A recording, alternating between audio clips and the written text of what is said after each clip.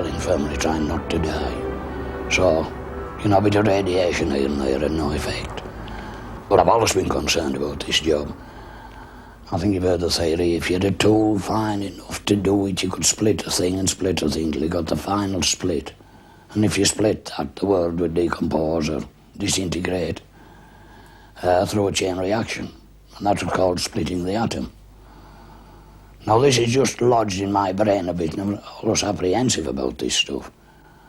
The world hasn't disintegrated yet, but it's possible, isn't it? I had cancer in my throat. So you see, the fact that they'd split the atom and gave me heavy radiation allowed me to carry on. So there's no black and no white, is there? That's a grey bit. I benefited through radiation.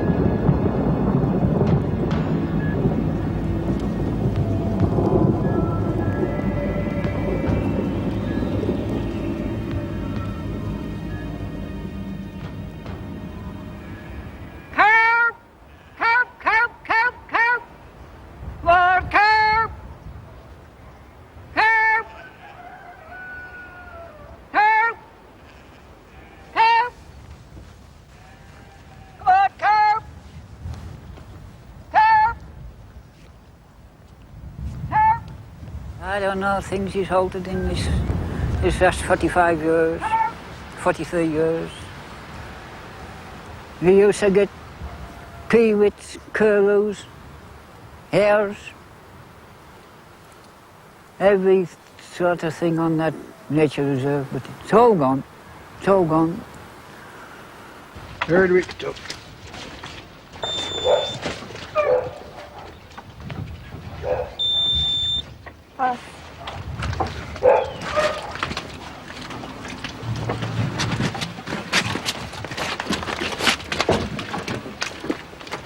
Dale's with you.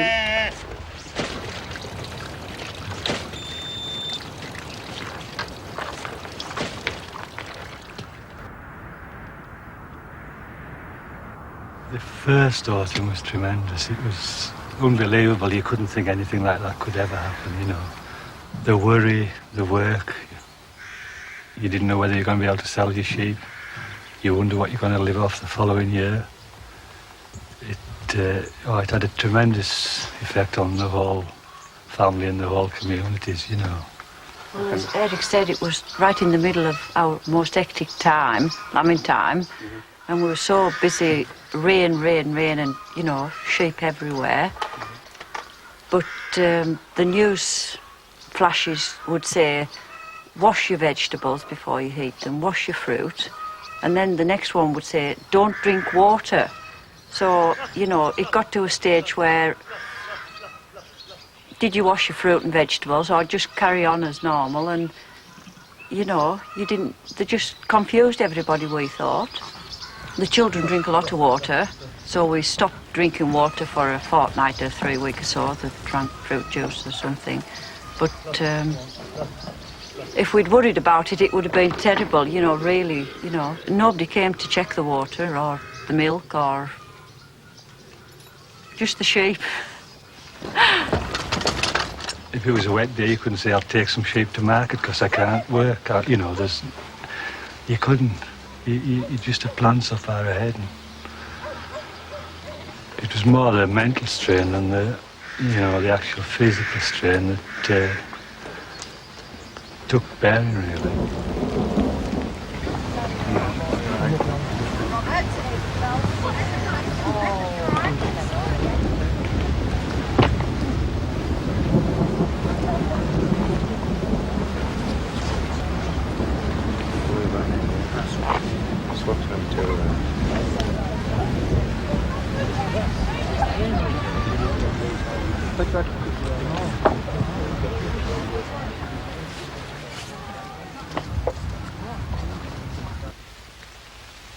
For this last 2 years, them damn fellas have been soaked in water. Oh, yeah. Which runs downstream Yes. into Emerald Lake and Wasdale Lake, what human beings are suffering through.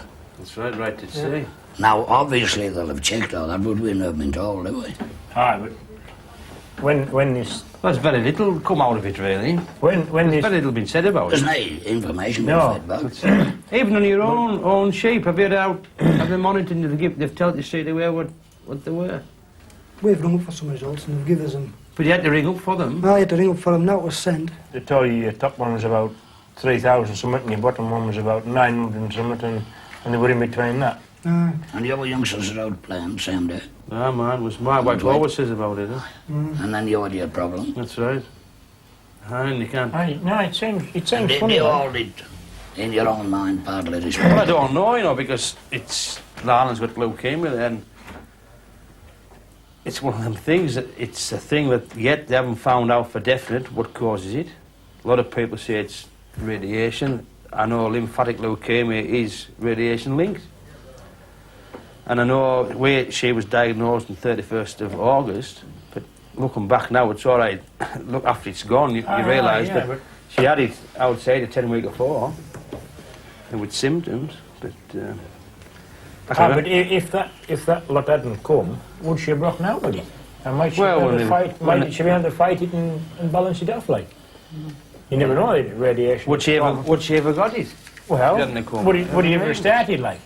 On 31st of August last year, my little daughter Jennifer, she was diagnosed to have leukemia. And we off to Newcastle with her, and we still have the problem with us. But looking back, you could see now quite clear that she'd had leukemia perhaps 8 to 10 weeks previous to that. And I know me and my wife often wonder that our children were playing outside when the rains came, and you might think it's rather stupid letting children play out in the rain, but they were running out of one little shed into another, you know, having a great time, so to speak. And it's hard to think about it, that had that cloud of contamination came over and distributed something on my daughter to send the leukemia off. They just nibble you. They just nibble you, don't they? Yeah. They try to eat you up, don't they? She has ALL, that is lymphatic leukemia, and they tell me that can be radiation linked. She was a child just over 2 years of age. Happy child and everything, you know, everything going for her. I think in the end, hopefully, that she still will be. But it's still there, and I still can't help but think, you know, when them rains come, had that a lot to do with it.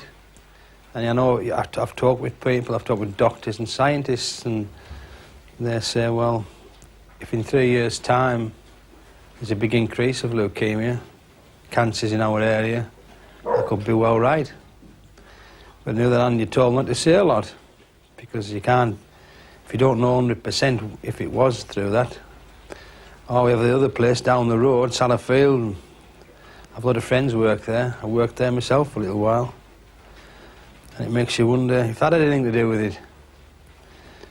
It's like, you know, our sheep are contaminated, and there was at one time the beaches were, and where do you take your children to?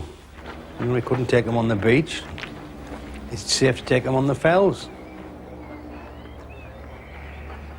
It makes you wonder if you're doing the right thing by farming here anymore.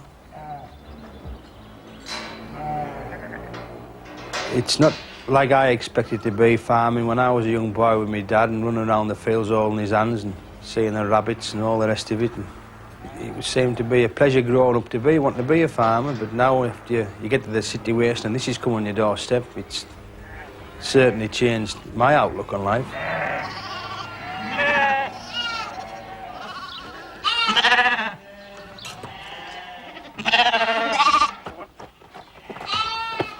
We've talked about going other places just for the sake of our Jenny, but where do you go? You wouldn't be any better from it, not in this country now. Well, we found anything that's eaten on wet ground a high, because they reckon where the springs boil out, that is where it was coming up, you know, the season was coming up out of the ground. Really? They reckon where there was wet, Say where there's pools standing, or there's springs boiling out. Stagnant. Yeah, that is where it was, you know, if they heated there, that was where they got, you know, it from. It was high. Where the springs are coming Yeah, out? where the ground's wet and the springs are boiling out. So, I mean, That's you the get high you. points. I don't know about you, but our water comes from a spring. Yeah, well, ours does. Ours only comes from a spring.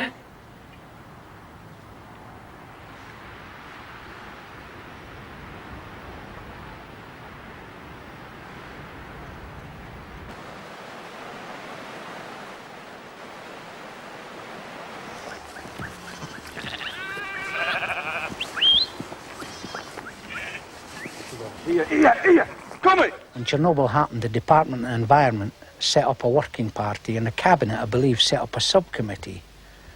And after a few days, a couple of weeks, something like that, the whole thing was disbanded. In between times, the weather people at the Met Office had sent maps and forecasts and exact data of where the rain had fallen at the time of Chernobyl. And then Department of Environment had chucked it in a waste paper basket. Chucked it in a waste paper basket.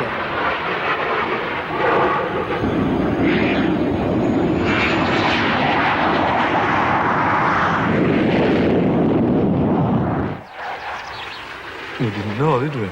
We didn't know it had happened till after. Saw it on the television, never associated it with us. Not once. Till days and days after. Well, somebody said it was drifting over here, which we thought was ridiculous. And apart from that, we didn't really think it had anything to do with us. Till a long time after.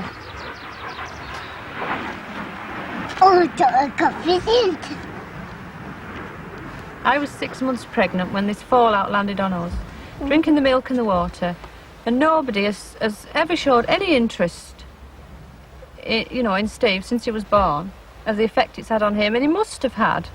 If there was the amount fell that they said fell, that he must have had a lot go through him as an unborn baby. And nobody's ever shown the slightest interest in it. It's for me. It just makes me wonder, Everything for me. what the priorities are. Really? I'm stuck. Or whether, again, they just don't know. I'm stuck. I can't get out. We are getting out. Oh.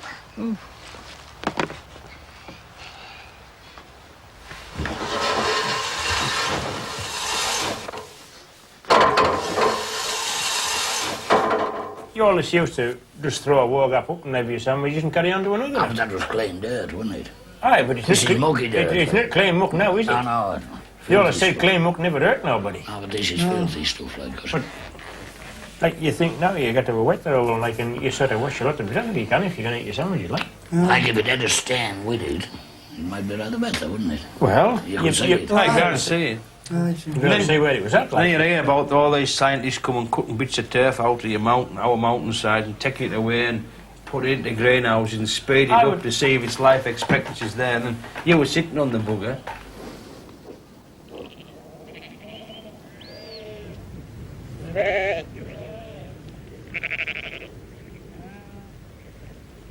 There is one thing since Chernobyl came. It's 2 years after this and it came. But grass has grown. We've never had as much grass. We've never had as much grass And good since crops. Chernobyl come. Now, whether there's something in this season that ground likes, I don't know. But everything else is growing well of it. It doesn't kill any trees or... Mushrooms, since Chernobyl, we've never had no wild mushrooms. No, it's the only thing... It's the only thing we've missed, isn't it? Aye, yeah. We used to have like mushrooms on toast, lots of them, Yeah. when it comes to August and what have you. We've never had one since Chernobyl. And they were there every year till then. That's the only thing we've noticed, isn't it? Aye, yeah. Mushrooms on toast.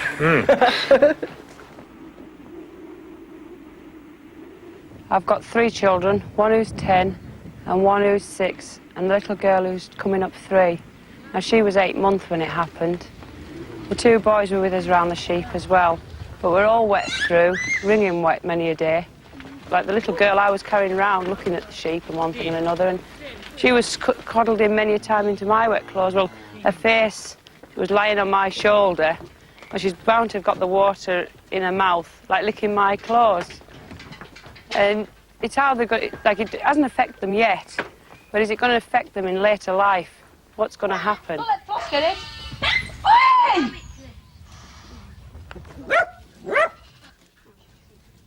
They've never monitored any of us lot on the farms.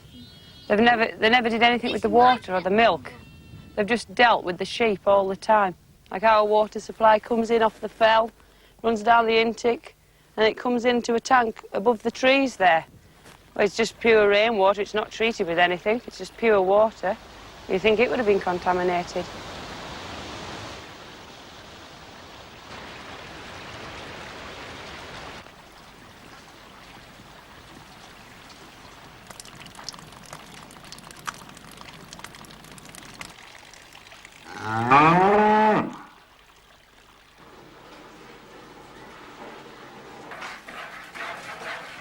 Over the weekend on the farming programme, we were told that there would be cancer-related deaths as a result of Chernobyl from the iodine-131 that had got into milk.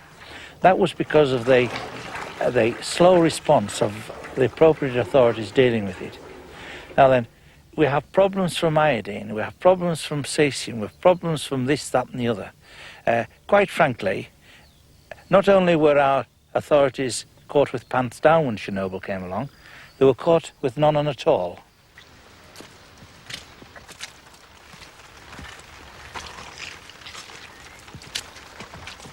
At the time that Chernobyl happened, there was the inquiry into Sizewell B. The arms negotiations were going on at Reykjavik. The government wasn't entirely sure what it ought to do. I think it's sort of bobbed about from pillar to post. If there's been any sort of conspiracy to cover anything up, it's been a conspiracy to cover up that previously they were covering up something that they weren't sure if they ought to be covering up. They've made a right mess of it, if you like. And we're the victims. See, one of the things that disturbed me was being told officially that this whole business would be all over within 100 days. Now, at the time that was told us, I was led to believe that there was no scientific evidence that showed otherwise.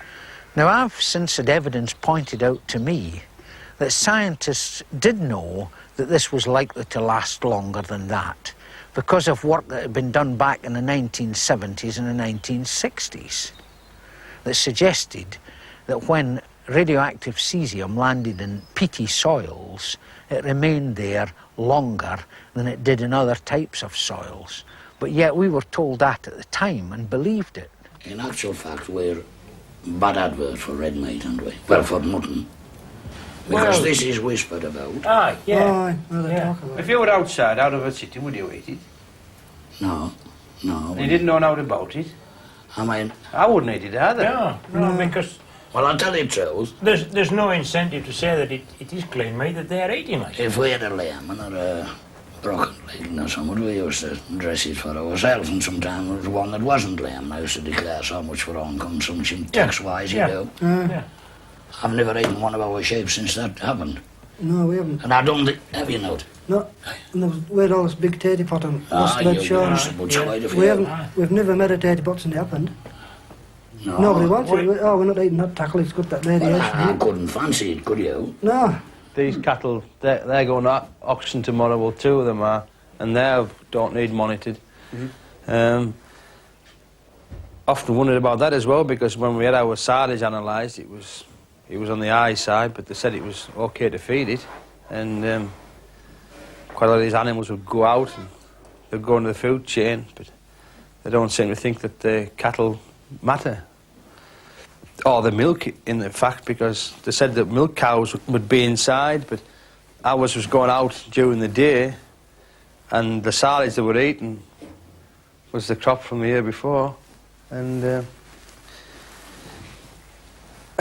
it would be, certainly be contaminated, but yet the milk, give over. The milk didn't seem to matter either, it was just the sheep, because they said the sheep lived on the fells and that, well, which is true, but it'll be down here, it's bound to be. It'll be there, all right, and they've eaten it, but I think a lot of people have eaten a lot of things without not knowing.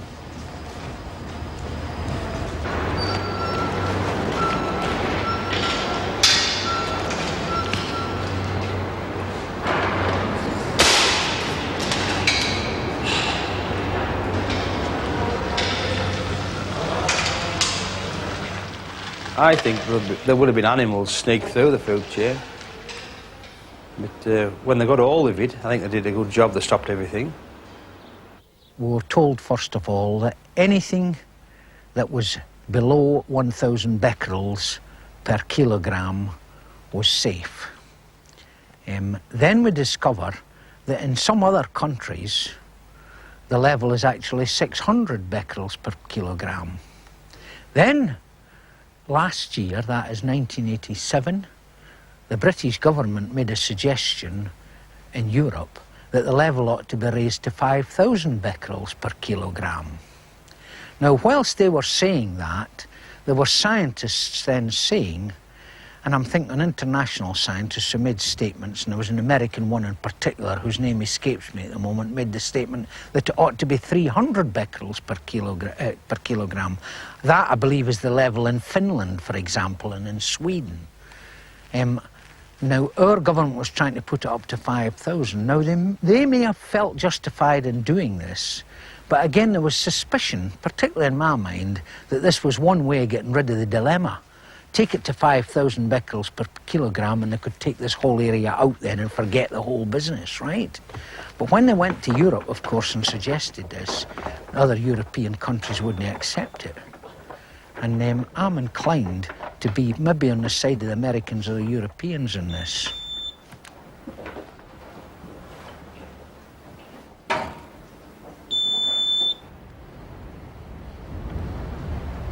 There's some hill farming up, it's the most rewarding way of life with very little reward. But as I say, it's been blighted by the likes of Chernobyl and perhaps Sellafield on the landscape.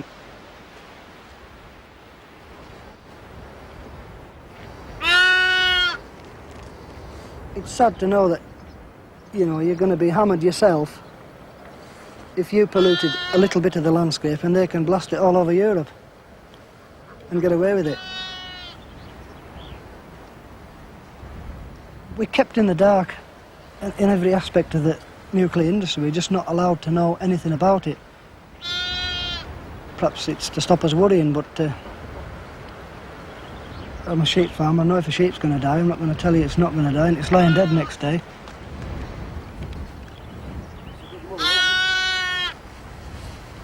Come on, Doc. You know, with having young children, you read in the paper about other young children, you know, got cancer and, you know, it's terrifying. It must be, you know, really awful for the parents of them children, you know, finding the children have a cancer or something. If we sat down and worried about it all the time, then you wouldn't have time to do anything else. You'd just make yourself ill with worry. So you kind of put it to the back of your mind and just pretend that it's not happening. Now, if we start from the beginning, when we took her in, we put her in isolation and they gave her some heavy drip drugs then. We had topped up with blood and things, just to try to get the levels down. And she had asparaginase injections, dobamycin injections, lumbar punctures, bone marrows. Then she had a brain radiated. She had that done for a fortnight. Either side she had 24 shots. No, I'm telling lies. She had 20 shots on her brain. And she come through that, not too bad. All her hair dropped out. She was sick. But she still had time to smile. And I suppose it was through her courage. Which way do you want to go? This way? And her will to live that kept us going. There's nothing else.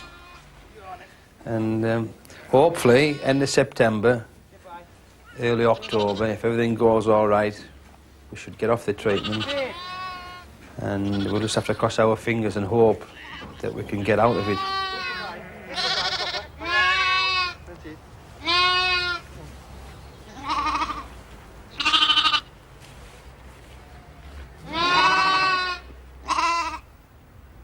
If you want to go back to why Sellafield began, you've really got to go back as far as the Second World War.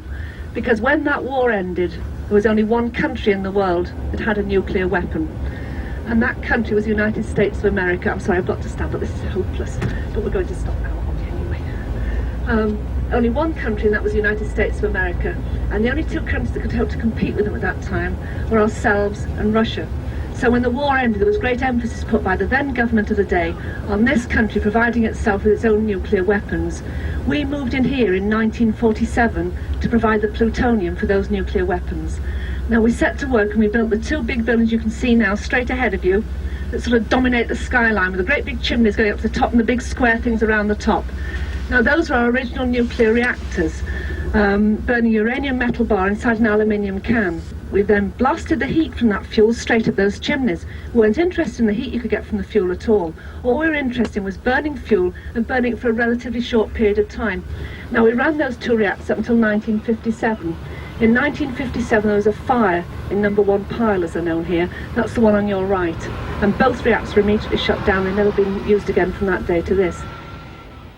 What has been found, and admitted recently, that 50% of our Chernobyl contamination is from elsewhere. This is particularly disturbing because, as you know, contamination decreases annually. The Chernobyl contamination, yes, that won't get any higher, it is decreasing. But what about the other 50% from elsewhere? Emergency at Windscale Atom Plant, and the milk from 200 square miles of farmland is condemned as radioactive. But for these filter tops, once nicknamed Cockcroft's Folly because Sir John Cockcroft insisted on them, farms much farther away would have faced not emergency but disaster. Now the worst seems to be over, though Mr. Stan Ritson, who helped to bring Windscale's overheated reactor under control, was radioactive for 4 days and couldn't even kiss his wife till the Geiger counters gave permission. The farmers carry on as usual, for cows have to be milked, whatever happens to the milk afterwards. You can't explain radioactivity to a cow. With atoms, you can't be too careful.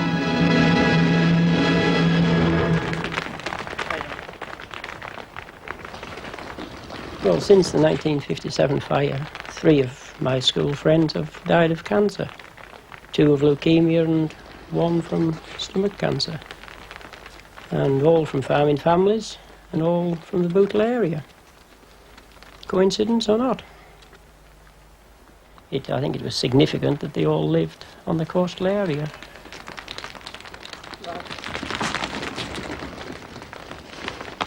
At that time we were told there was absolutely no danger to us, but we just shouldn't use our own milk, that was all. And of course it was, 30 years later that we were eventually told that in actual fact the contamination had been 40 times higher than we were told at the time. I mean, that makes you wonder what we'll be told in 30 years about this lot. It's, you know, if you can't really trust, you've no way of checking these things for yourself. If you can't trust what you're told, then you're left obviously worried and wondering.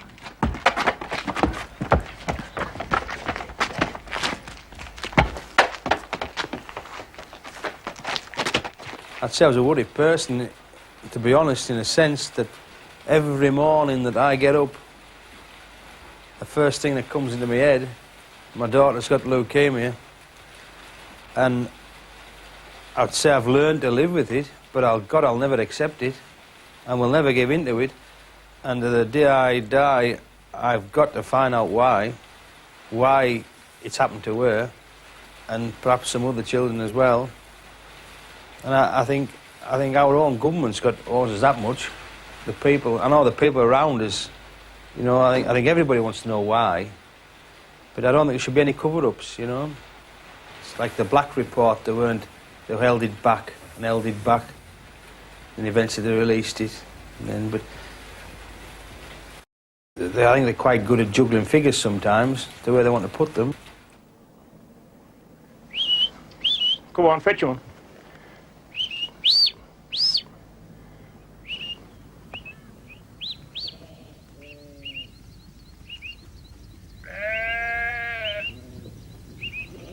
Come on, hurry up. That's it.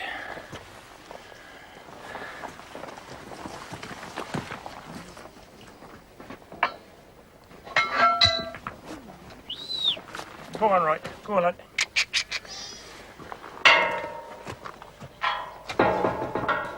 It's never bothered me. It was in Sellafield. Like, we were here in 57 when it blew out, and it never bothered us then. It just put white rings on black cows. Bits of Sellafield dust had come down, it just put a white ring on them, like a pall ornament on the black cows. But that was the only trace you could find of it, like. They made us stop sucking our own milk for a little bit, but we soon started again. You're still here, 30 years on? Ah, yeah.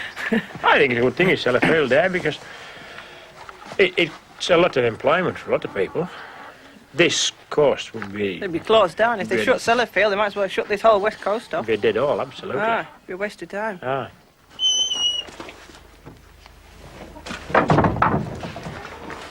No, like, it's all right. They're trying their best there. At least they do tell you when things go wrong and when you have these bits of spills and that. All right, you might be a little bit late, but they do tell you. But, I haven't found no fault with Sellafield.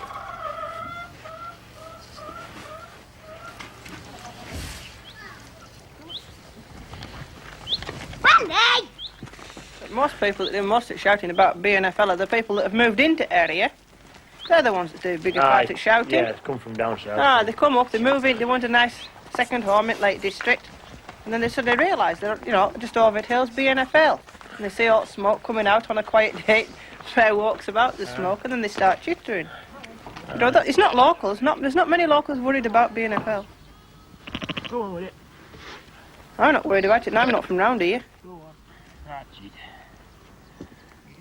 That's the way.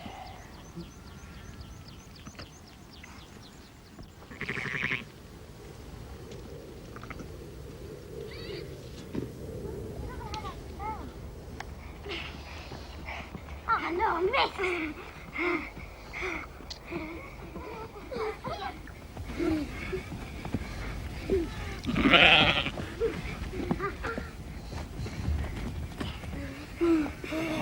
You cheat!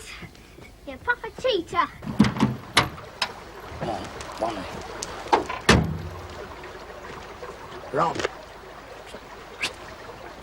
Go on, Bon.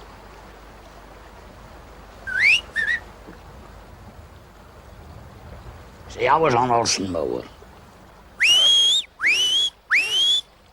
And there was a farm to let in this valley, just after the Sellafield fallout. And a chap down there said that farm would have suited you. And I said, well, I think it's too near Sellafield. He said, we're all too near Sellafield if it goes up. Now, Chernobyl's proved this, hasn't it? It's thousands of miles away. I mean, you've got two enemies, haven't you? If Chernobyl had been on its own, but you've got this unknown character down here. And their PR work leaves a lot to be desired. I think, if you've minded a bit of research, just after the Greenpeace fiasco, and you look into local papers, there's advice, well, there's a statement to the effect that the beaches are perfectly safe for children. And then there's a bit of advice to the effect that they better wear Wellingtons. Now, isn't that splendid? Come on, children, we're going to Seascale for our holidays. And Mother, be sure to pack her Wellingtons for to play on the shore. They treat us as children who can't understand. Last year, thousands of people visited this spot and discovered facts that were new to them. About a company that provides the fuel which supplies 1/5 of all the electricity we use and spends, on average, £1 million a day, every day, on new technology and equipment. This year, millions of people will be invited by British Nuclear Fuels to come and see for themselves. What we're going to do now is have a closer look at the construction work actually that's going down here, just to give you an idea of why we are the biggest construction site in Western Europe at the moment. Now, this is another building that we call by its initials. It's a building called Thorpe, or the Thermal Oxide Reprocessing Plant. And what Thorpe is going to do is take care of that second generation of nuclear fuel. Thorpe is costing, wait for it, £1,650 million to build. Tremendous amount of money. We have a fund now at Whitehaven. It's North West Cumbria Leukemia Society. And we try to raise money for likes of our Jennifer and others, and it's sent on and it goes right to Newcastle, and the doctors and scientists there administrate it out, and there's not one penny goes out in administration, anything. All what's given goes right to it, and it's for research and medicines. And to be honest, we have the doctors and we have the scientists, but we haven't got the money. And we've got to try somehow to raise enough money to find a cure, or to find out on what causes this leukemia for sure. What is frightening, of course, should it happen here? Yeah, but surely now they should be more careful. Do you think surely they should have learned a lesson from it, if nothing else? I don't think they've learned anything at all. They've just dumped a canister today, haven't they? Yeah, they have, yeah. They just found one. Yeah, plutonium. The Sellafield themselves have made people dependent on them, haven't they? Because it is the only sort of large industry around here, you know. Now, I got told before I should have mentioned our natterjack toads. Would you like to know about our natterjack toads? We've got natterjack toads on site. They are a protected species, and they were breeding on our site very nicely, but unfortunately they were actually in the way. They were where we wanted to build a new plant. So we couldn't really just kill the natterjack toads because, as I say, they're protected species. So what we did is we invested nearly £1 million to build them a new pond where they were away from our site, and our natterjack toads are now thriving there, needless to say. I mean, you would with £1 million home, wouldn't you, really? Anyway, that's our natterjack toads. You've really these days got to think of Sellafield like a town. I mean, it's big enough to be a town, over 700 acres, over 13,700 people working here, and we've really got all the facilities of a town as well. We have our own medical centre with its own very well equipped sort of mini cottage hospital, complete with operating theatre. We also have attached to that medical centre a cytogenetics laboratory doing research work into chromosomes and chromosome damage. Because exposure to radioactivity can damage chromosomes, there's a lot of very important research work going on here at Sellafield. And actually one of the services that we perform for this area is, you know, the amniocentesis test you carry on unborn babies, where you take a sample of fluid from the mother and you test it to make sure the baby's all right. Well, any samples taken from the local hospital, in fact, are brought here. We test the samples and the results are sent back to the hospital, and that's a free service that we actually perform for this area.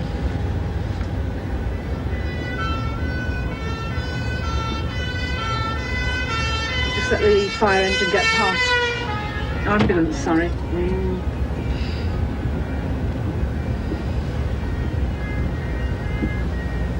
We're about now to go over the pipeline that carries a low-level liquid discharge out into the Irish Sea. We're just going over this bridge now, and if you look, it goes off to your left 2 kilometres below the low tide mark out to sea, out into the Irish Sea. We are, of course, we have to follow what the ICRP, the International Commission for Radiological Protection, who lay down very strict rules as to how much radioactivity can be present in those millions of gallons of water that go out into the sea.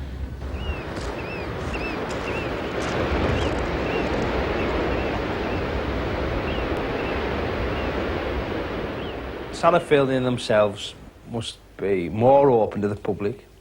They must be more honest, and which I don't think they are.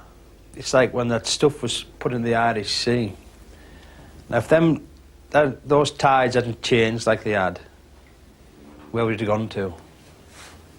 Now, I don't think that was let in by accident. I think it was probably let off, but it's proven it, isn't it? I don't think you've got room for human error. It's proved it in Russia. And they say everything's 100% safe, don't worry about it. It won't happen. It won't happen here.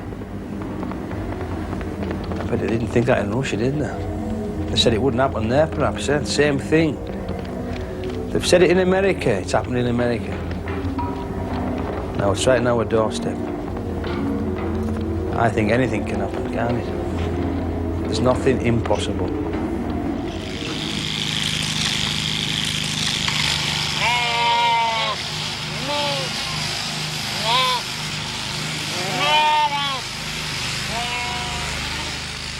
This land here is 10 miles away from our farm at Wasdale, but it's under the same holding number.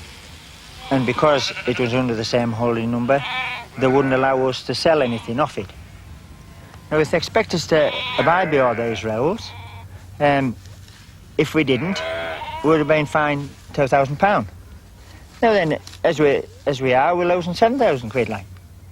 So, what happens if it happens again? They'll come next time, and they'll have monitoring machines, which they didn't have this time. But just supposing Sellafield blew up or something like that. Well, we maybe wouldn't be here, but then, if we were, they still expect us to carry can for it, or? You know, I feel a bit bitter about it, because we've lost so much, like. Well, I think there'll be some laws blocked next time if they expect us to carry it all again.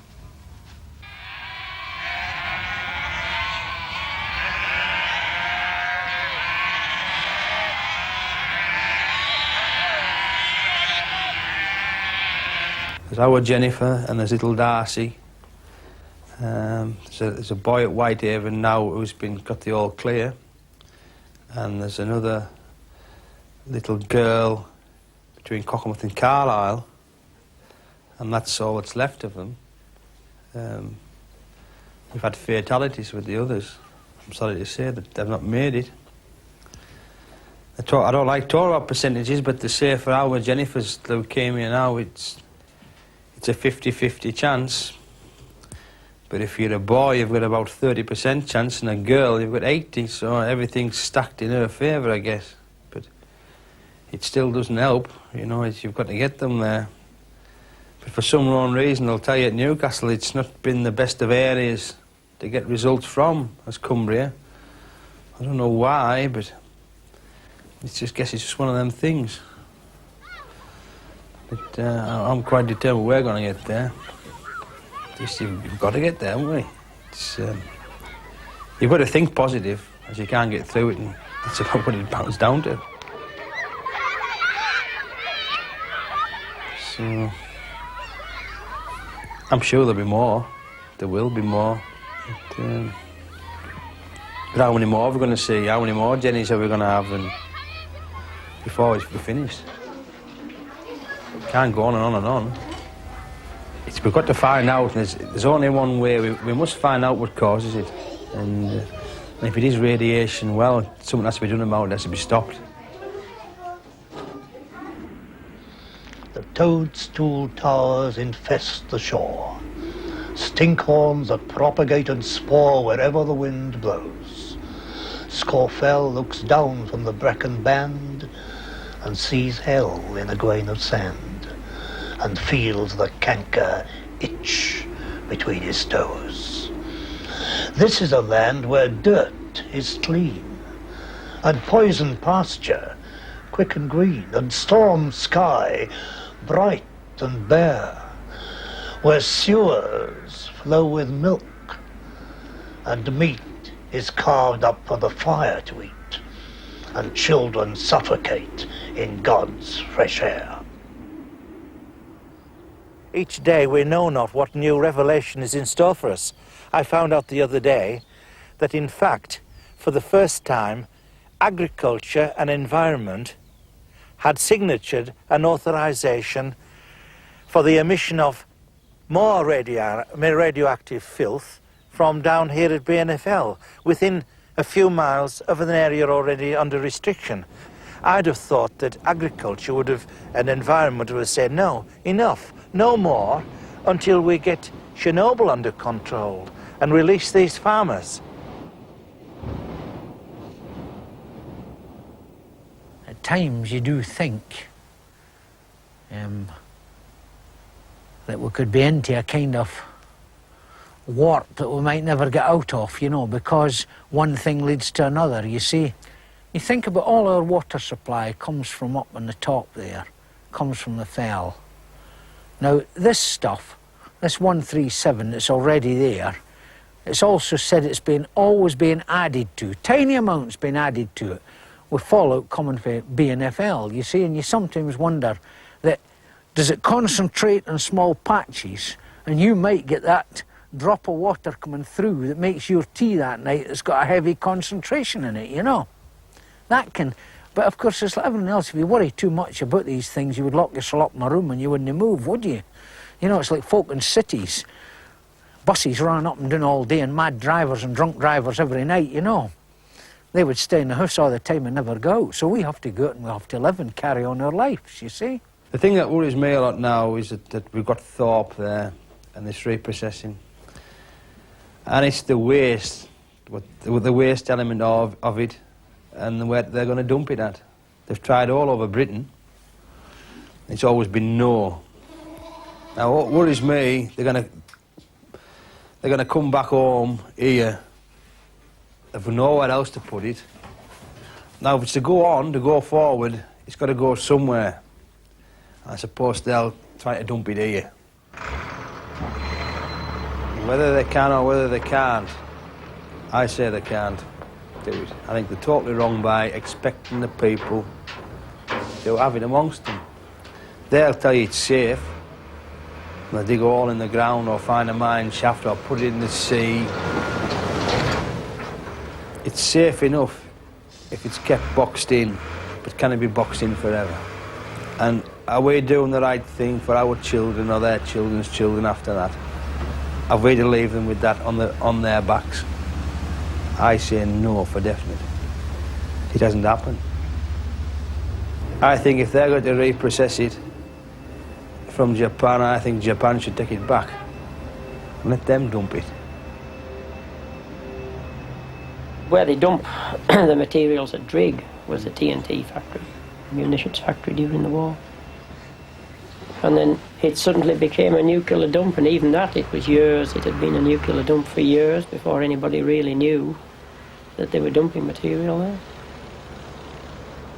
I think, if anything, it was Chernobyl that brought home the dangers of Sellafield to us much more than anything we'd thought of Sellafield before. I mean, let's face it. If, 2 years later and 2,000 miles away, our sheep are still being made radioactive, the effects on Cumbria from an accident here at home would be terrible. Good race, good race.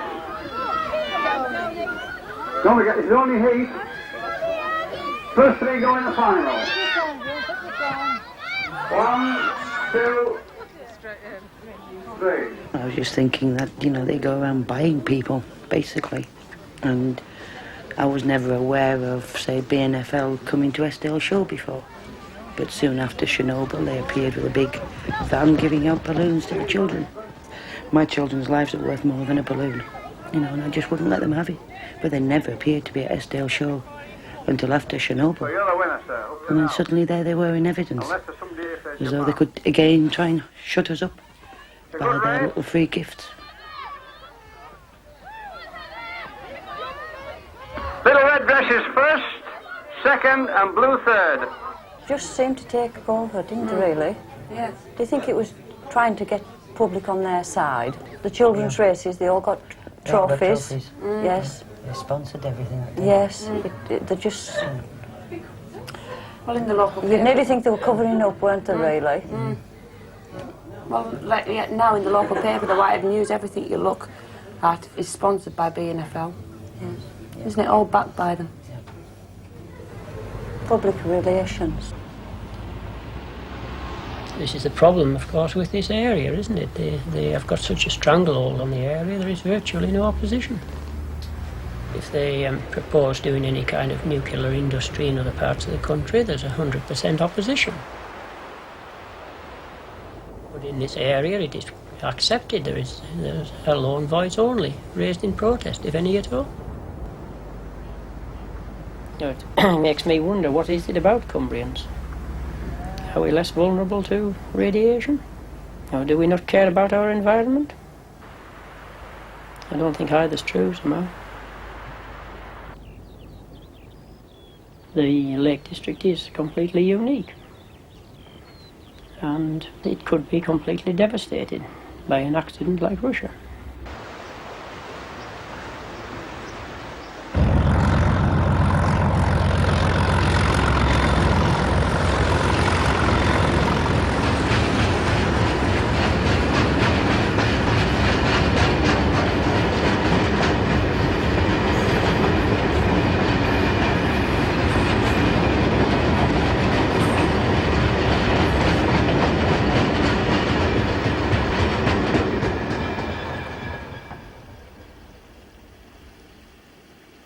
2 hard years, and Chernobyl and whatever else has gone with it hasn't helped, and it makes you wonder. It does. But we'll get there, I'm sure, and it'll be one of the happiest days of my life when I get that little one sorted out, and let her play with her friends and get to school, and us get back to where we were. And that's what I would like, this farm back to where it was. No, none of these restrictions and all the rest of it. And I just want to be like we were, because it's not natural, it's unreal really, but you're stuck with it. But we'll get there. We will someday. I'm not going to say when, but we will.